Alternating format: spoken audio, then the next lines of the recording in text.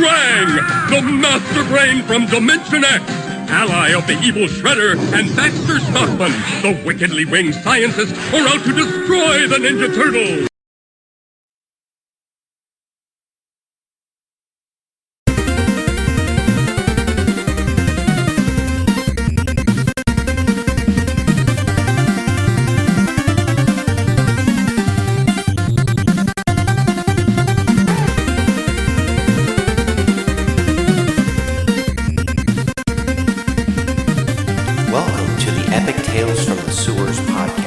Strap into the party wagon and hold on to your pizza.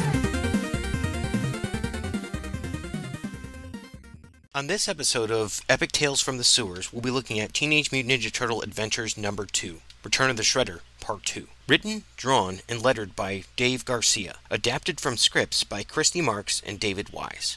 Starting off, we get a note from the narrator to catch us up so far.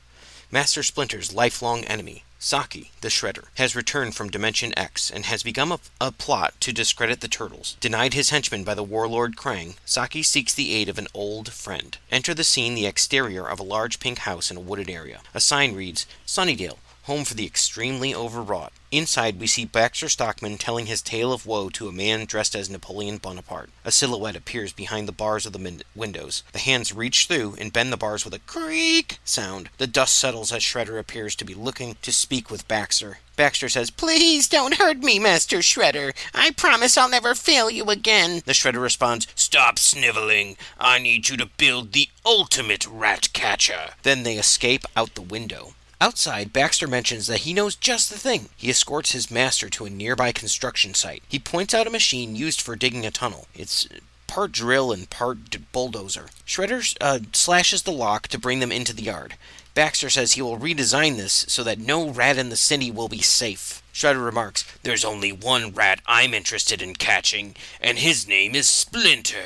Meanwhile, back at Channel 6 newsroom, April O'Neil shows the footage of the Crooked Turtle Gang to her boss, Bern Thompson. He thinks that it sure looked like turtles to him, and they'll run this on the 11 o'clock news. And that's in order. When April is finally alone, she uses her turtle communicator to contact Leonardo. We see a set of green feet underneath the yellow and green van, and Donatello answers, Hey April, it's Donatello, what's up? She tells him, Hurry down to Channel 6 offices, it's an emergency! You turtles are about to be declared public enemy number 1! Mikey overhears and adds, Oh wow, check it out, we're at the top of the charts. Yeah, number 1 with a bullet, says Raph. Leo tells them to quit clowning, and this is serious. He tells April they are on their way.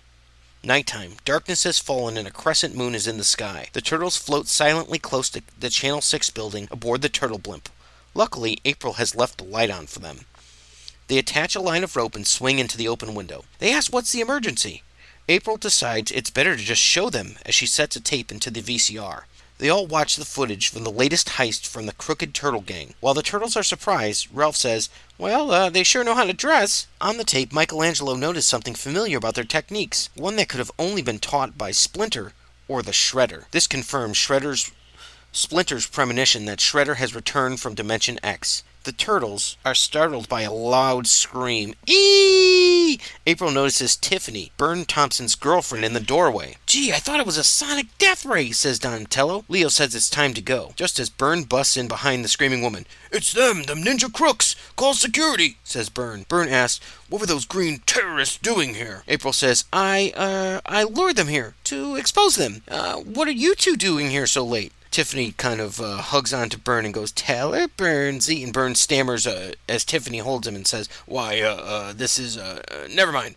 Good work, April, carry on. The setting changes to a peaceful meditation for Master Splinter. His eye opens to hear a strange noise, but just then he is surprised by Baxter Stockman busting through his wall with a modified rat trap. There's no running from the ultimate rat-catching machine! He promptly swallows up Splinter in the jaws of the trap and speeds off down the tunnel he entered through. Splinter thinks to himself, It sure seems to be no way out. Soon after Splinter is taken, the turtles return home. They find Splinter is missing, and there is a gaping hole in the wall of the lair. Mikey says, This has to be Shredder's work. Either that or some totally humongous termites. They follow through the tunnel after Baxter, later to emerge through a sewer pipe. Leo says, This is where the trail ends. A voice from just above them says, "And your trouble begins. You wimps are about to become Turtle Toe Jam!" As the red-haired leader of the Crooked Turtle Gang looks down on them. 4 men dressed as turtles pop out of the junkyard. Several other pop out from the other side. The turtles line up back to back, weapons drawn and ready for action. This is actually my favorite panel of the book. They attack. Leo jumps out of the way. He makes some short jumps over a sofa and with his swords slashes out the cushions and the innards and lands in front of it. "Come and get me, hotshots," Leo says. The 2 jump over the sofa and land inside the sofa guts, getting caught in the springs with a croink and a boing boing. 2 down. Several to go. Mikey holds off the other 2 men, while Raph opens some oil drums with his size, like a can opener. He then kicks them both towards the goons dressed as turtles. Mikey jumps up, and the barrels cover the 2 men. Double bullseye! And then he kicks them down to the hill to roll away. Donatello takes on 2 additional men with his bow staff. Then he flicks some steel belt tires over their heads, covering them in tires from head to toe. As Mikey drums, "I've been working on the railroad," on one of the punks with the drum, Slash, the leader, tries to slink away to avoid capture. Raph notices, and all 4 of the turtles corner him. A cartoon dust cloud, we see crunch, thunk, crunk, Slash, clack, clack, and Slash reappears in old-fashioned stocks with his hands and head trapped. They ask where the Shredder was, and he tells them, "He left you guys a message right over there," pointing to a fence, with a message written in red paint. "Meet me at the Slash for Cash dojo if you dare. Signed, Shredder." All 4 high-five and say, "We dare!" Back at the Turtles' lair, April sees that there has been some trouble. She thinks that they may need some help and decides to follow the tunnel to find Splinter and the Turtles. Inside the dojo, Shredder stands by Splinter, who has been tied by his wrist to the wall. Splinter asks Shredder, "You do not truly believe your students can defeat mine?" Shredder responds, "Those clumsy fools I trained? Ha ha ha ha! They were merely a way of delaying the turtles until I could complete my trap. Now I can destroy all of you!" Splinter says back to Shredder with a sneer, "No matter what you do to me, my turtles will defeat you." "That's telling him, master!" We hear a voice from behind. Shredder is only briefly surprised by the turtles, telling them to look above them. There is a large fish-shaped battering ram attached to a rope. Shredder stands holding a sword above the rope, ready to cut it. "Not another step, or your furry sensei will be crushed." Mikey, "It's gotta weigh megatons!" It does look very heavy. Leo is startled in that none of them can stop that. Shredder laughs and gloats as he raises the blade to cut the rope. All of a sudden, we see the room begin to rumble, and Baxter Stockman crashes through the walls with his modified rat catcher, interrupting Shredder mid-swing. The turtles each try to take care of a different attachment as Baxter attacks them. Leo slashes the tires. Donnie takes off the scythe.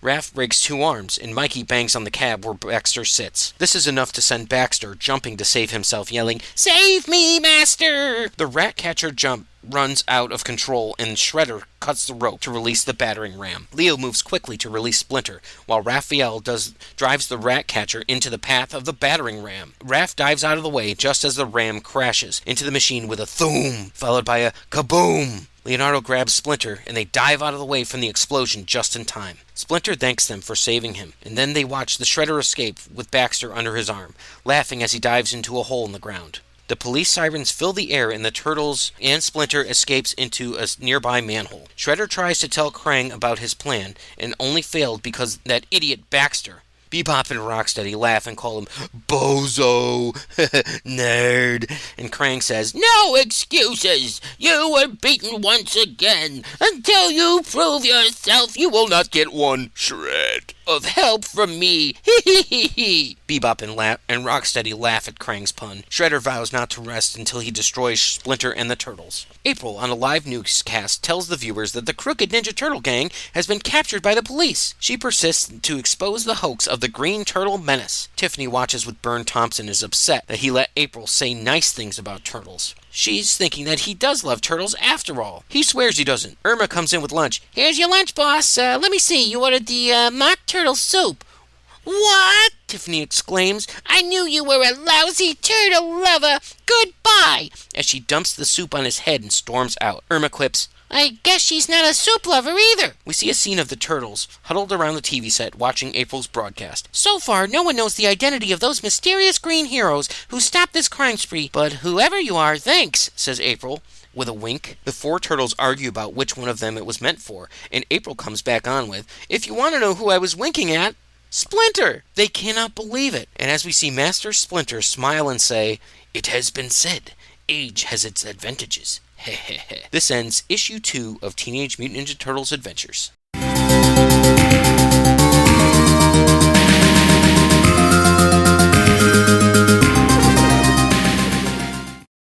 This is from the Baxter Stockman issue number 2 of the Micro-series from Teenage Mutant Ninja Turtles, the Villain series. We open up on Burnow Island. I've been here for far too long, playing lackey to the extra-dimensional warlord Krang. He tasked me with overseeing the completion of his Technodrome, a work of terrifying proportions and limitless possibility. I've been doing my best to learn more than Krang is willing to share, but I've barely scratched the surface. Still, I understand enough. Krang intends to use the Technodrome to terraform Earth, remaking it to better suit his people's needs. But such an extensive change would not suit my own. I can live with a dictator. Dictators can be influenced or replaced, but Krang's radical transformation of the ecosystem would irreversibly render the Earth unfit for human habitation. I obviously can't allow this, but I can't openly defy Krang. This leaves me with a problem, but all problems have a solution. My father taught me that. This shows Baxter in the workshop working with Mausers on some mechanical items. Now we go to a scene where father and son, a young man and his father, are learning to play chess. "You just have to learn to think, son. When you can think, you can turn anything into a win, and winning is what life is all about."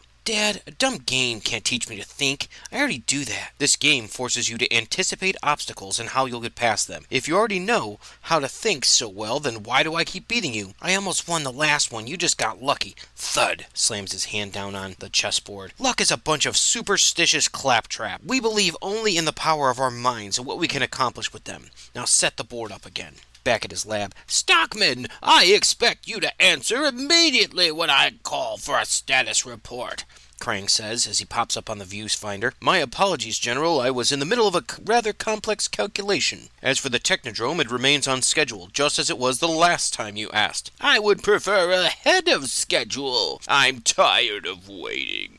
Do you want it sooner, or do you want it done right?" "You seem to be under the impression I'm offering a choice. Perhaps you weren't focusing so much on your little side projects. This is for the Technodrome, General. I fail to see a connection. The people I have working under me are of limited competence. Some innovation is needed to further speed things along." We show that Baxter is working on a cybernetic fly person with 4 arms and one half of its face covered in cybernetics. "And this is what you came up with? Perhaps I've misjudged how much responsibility you can handle before your pathetic mind breaks." "I was inspired by the notion of insect colonies, General. This is my prototype. Flyborg, part mutated insect, part machine, small enough to fit in the cramped spaces, stronger than any human worker, more intuitive than a mechanical drone, and best of all, completely expendable. I'm going to take this one on a trial run. If it performs to expectations, I'll make enough of these to put in the Technodrome ahead of schedule." I might have actually stumbled across something worthwhile here. Keep me informed. And when I say that, Stockman, I expect you do so this time. "You arrogant little..." "No. Breathe. Don't get angry." Back to the child who's grown significantly in years against his father, back playing chess. "Well, are you going to move or aren't you?" "I'm thinking." "You should have already several ideas based on the available moves given your choice will give me. Maybe you're not as smart as I thought you were." "There. See what you did there? Moved your knight right into my trap. Because you're angry. There'll always be things that make you mad, son, but anger shakes your concentration, and then you make mistakes." "Can I have a do-over?" "There are no do-overs in life, Baxter. Only people trying to win. Your move." Next, we see a picture of the Technodrome, which itself is immense. It looks just like this huge ball over on the island, and it is being constructed. Even unfinished, the Technodrome is magnificent, a wonder of alien technology. With it, I could change the world, not through overt conquest. Why make myself a target? No, I'd simply rather be a gatekeeper, the technology allowing access to the world in exchange for influence. It would be better for everyone. Better than a dead Earth, certainly. We see Baxter walking with a tablet in his hand next to Flyborg. "If only I could simply take full control of the Technodrome, but Krang trusts no one. He has protocols in place to keep it secure. I'd be foolish to make a move without knowing all possible countermoves. The computer systems are monitored, and the security is too tight even for me to wander freely. If I investigate anything directly, I get caught and I lose. If Krang realizes what I know, he restricts my access, and I lose. So I do nothing. He successfully terraforms the Earth, and I become, at best, a pet. And I leave. Dr. Stockman. You see, Stockman is approached by a security detail of rock soldiers. What is this thing, and why is it in here? Not thing, says Flyborg. What did it just say something? Not thing, not expendable thing. Interesting, wasn't expecting that level of cognitive function, but still, zzz, the fly buzzes, and we see some electricity around its collar. It buzzes again, as it tears off its mechanical control collar. Well, I didn't expect that either. Shut down your mutant, Doctor, or we will fire, says a rock soldier. And what? If there's a ricochet, shut it down, Doctor. I can't. They point their guns at him. Better get down on the ground. On your own. You hear me, Bug? I said down now. Will not submit. What? Ah! And Flyborg runs and does a haymaker punch with two fists right at the rock soldier, knocking him down, knocking several pieces of rock off his face. I probably should have warned them. Flyborg is much stronger than it looks. We see a splash panel here of Flyborg taking out all of the rock soldiers. The creature was built for maximum strength and a compact size. I imagine it hits like a runaway truck. And between its small-scale natural exoskeleton and cybernetic enhancements, it can shrug off all the most crushing of blows while evading firepower. In short, a human opponent, even one encased in stone and armed, is hardly a challenge for it in a fair fight. I suppose I should be feeling pity. For a moment, I feel like Dr. Frankenstein, pursued by his creation, even though my monster isn't nearly as smart as the one Mary Shelley wrote about. As Baxter checks his data on his pad, he goes boop, hits a button, and runs away down the hallway. It's still too powerful for me to stop on my own. We see Krang pop back up on the view screen. Stockman, this better be import. General Krang, it's the Flyborg. Why are you whispering? My experiment, it got away from me and something went wrong. Why? I would have never predicted that. Oh yes, the security footage tells quite the tale. A tale in which you've made another mess playing with mutants. We see a picture of the turtles fighting against Krang. And I have grown tired of mutants lately. General, you need to send more guards. Need to? Watch your tone, Stockman. My patience is not infinite. I am sorry, General, but I put a tracking chip in Flyborg's prototype to keep tabs on it. I know it's coming back this way. Please, there must be some place I can hide, someplace secure. Well, you're not wrong about your little pet. He's coming. General, please, don't make me beg. Ha ha ha ha! I enjoy seeing this side of you, Stockman. It amuses me. Follow the monitor and I'll help you scurry away to safety. Finally. Safety. The nearest secured control room is a good sprint from here. Thankfully, I've kept in shape, which keeps me far ahead of the Flyborg. Certainly wouldn't do to be overtaken by him before I'm ready. Too slow. You see a door close right in front of the Flyborg. Zzz. We see a fist punch out the grate for a ventilation shaft, and in comes the Flyborg. Scraw! Crunch. Yes, it's enough of that. Tick, tick. He hits something on his tablet, and then we hear electricity hits the Flyborg. Eee! If you're wondering why you're in so much pain right now, even after tearing off your collar, it's because I have complete control of the cybernetics in your body. Your biological brain may be able to think, but that's only because I allowed it. Why? Says the Flyborg. Why, I suppose I could tell you after all. You did just destroy the equipment monitoring in this room. But first, you have something I need. He opens up a panel in his chest and pulls out a small microchip. If you were initially meant to be a simple Trojan horse and introduce a device that would wirelessly harvest bits of data from the Technodrome. Ah, here it is. But then after I had a better idea, with some theatrics, I could gain access to everything. Top it off with a little destruction from when you tore this room apart to find me, and my tracks are covered. He brings the Flyborg back online to have it rip apart a control panel. Now there's just one loose end. But wait, do you hear that? The sound of rockmen tromping down the hall? Help! Help! It's in here! You have to help me! The rockmen bust in. There it is! End it! No, wait! Says the Flyborg. Baxter takes this opportunity to shut the Flyborg down. It's attacking! Fire at will! But mind the civilian! No, not like this! Wait, please, you must... The Flyborg is no more. Later, a full detail of Krang's plans are unsettling. Not that he intends to let me live to see them come to fruition. Happily, the files also contain information I can use to wrest control for the Technodrome from him. I can't do it alone. There is no shortage of pawns in this world. We see behind him a bunch of vats that seem to have clear liquid and floating flyborgs in them. Looks like he intends to create an army of flyborgs. The Fugitoid, for instance, as he pulls up a picture of Fugitoid on his monitor, his mind was responsible for much of the Technodrome, and Krang actually fears his talent for invention. That alone makes him the perfect instrument for my plans. Yes, I'd call that check. Back to the old man and his son, now grown into a man. Wait, did you just say check a little early, son? I haven't even started playing the game. Oh, we've been playing that game for years, Dad. Here, what's this? He hands me an envelope.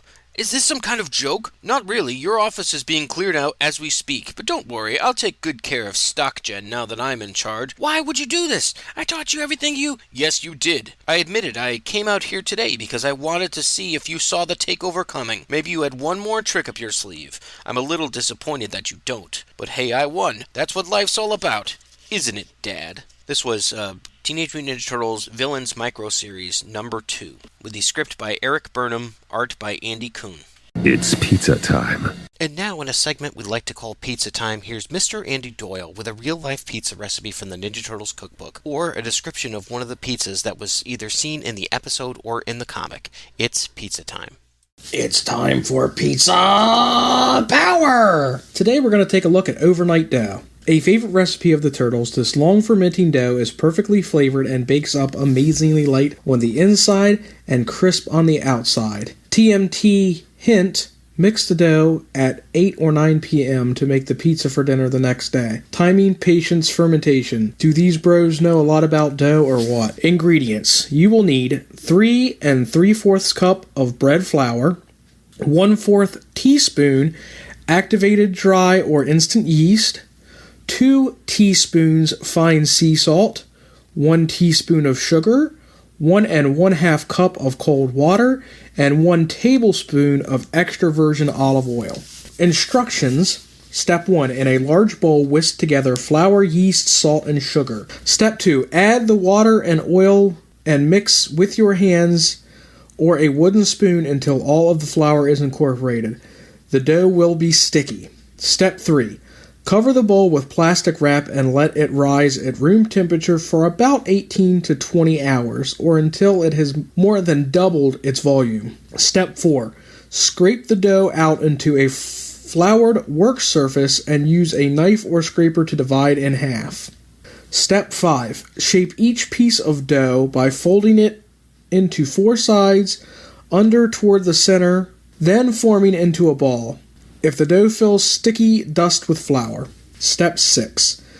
Cover the formed dough balls with a damp kitchen towel and let them rest 30 minutes or up to 3 hours before using. If you are not making pizza right away, wrap the loose balls with plastic wrap and store them in the refrigerator for up to 3 days. Step 7. Roll or stretch the dough, add desired toppings, and bake. Final tip. If you're planning on making one large baking sheet pizza, do not divide the dough in half. Simply plop the whole thing into a heavy-duty rimmed baking sheet and stretch out. Alright dudes, tune in next week and we'll tell you how to make the sauce. Bringing kids our Power Pack new series. But Shredder wants it. We must take that power. Yeah, let me have it. Let's give it to him. Oh no, the Ninja Nest. Chow down, dudes. It's Crunchy Ninja Nest with Ninja Marshmallows. A Power Pack Crunch. Part of your balanced breakfast. Tastes great. Now we crunch you. Turtle Power!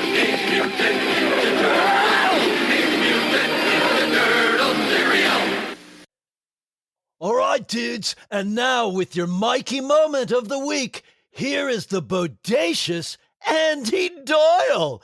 Cowabunga! Whoa. Cowabunga, dudes! It's time for your Mikey Moment of the Week. Remember when time traveling to always wear an extra pair of shorts, so that the dude that you're trading places with doesn't show up bare butt naked. Catch you next week. Cowabunga, dudes! Thank you for listening to the Epic Tales from the Sewers podcast. The Teenage Mutant Ninja Turtles were created by Kevin Eastman and Peter Laird. This podcast has no affiliation with Eastman, Laird, IDW, Archie Comics, Nickelodeon Studios, or any other Turtle properties. This podcast is part of the Epic Sewers Podcast Network. Check out our other great shows, both turtle-related and not. Epic Tales from the Sewers is recorded by Justin Cooper, with featuring Andy Doyle.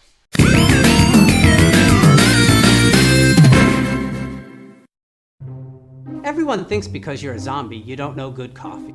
Well, they're wrong. We have very active lifestyles. It's not all wandering the countryside aimlessly or scaring passing motorists. And we all love a good cup of joe. And there's only one brew that gets my seal of approval. Deadly Grounds coffee is my guilty pleasure. Bold, robust, delicious. It's coffee that can wake the dead. With over a dozen different roasts and flavors, Deadly Grounds can satisfy the most finicky of coffee addicts. The aroma is so intoxicating. It brings all of my neighbors out of the woodwork. Deadly Grounds coffee. Coffee to die for and zombie approved. It's good to get a little deadly.